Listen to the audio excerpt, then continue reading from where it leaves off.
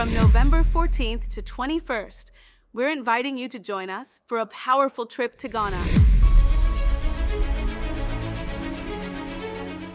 This isn't just a vacation. This is a chance to walk through the same places where many of our people were captured, held, and shipped off into slavery. So don't wait.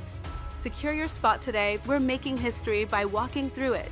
Will you be with us?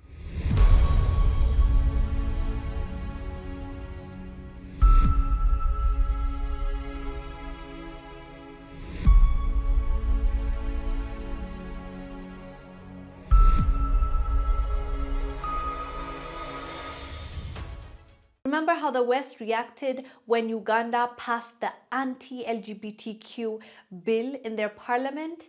The West was in shambles, specifically the United States, but also the World Bank. They took measures immediately.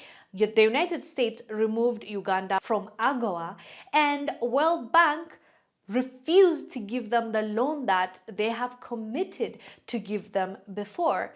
Now, in 2025, in June, all of a sudden, even though Uganda have not changed a thing about that law, the World Bank is saying, it's fine, we're still gonna give you the money that we said we won't give you. According to reports, the World Bank is saying that it's going to be lifting a ban on loans to Uganda that it had put in place 2 years ago when the country passed a new law against LGBTQ people.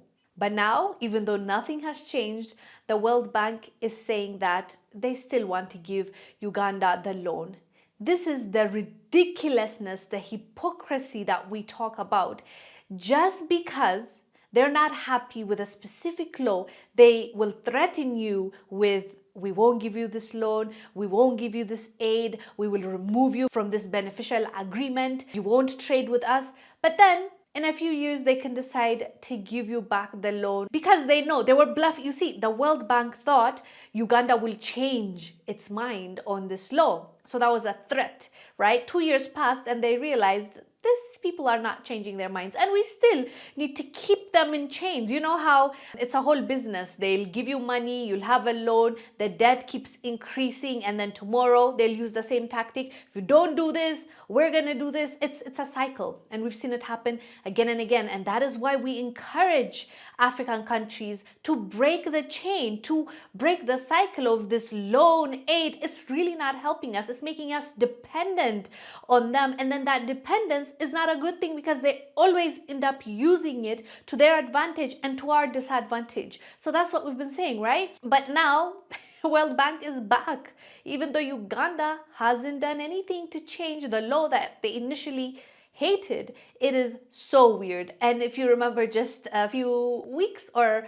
a few months ago, the president of Uganda, Yoweri Museveni, said that they decided to go, they decided not to deal with us, and now they're back. We're saying, okay, welcome back.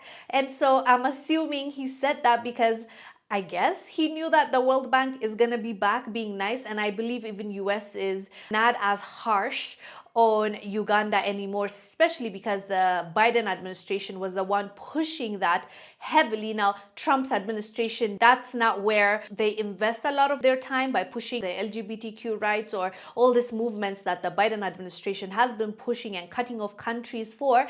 The Trump administration is not that. The Trump administration's focus is a different thing. So I'm not sure if that's the case, but Uganda definitely is now the last one laughing.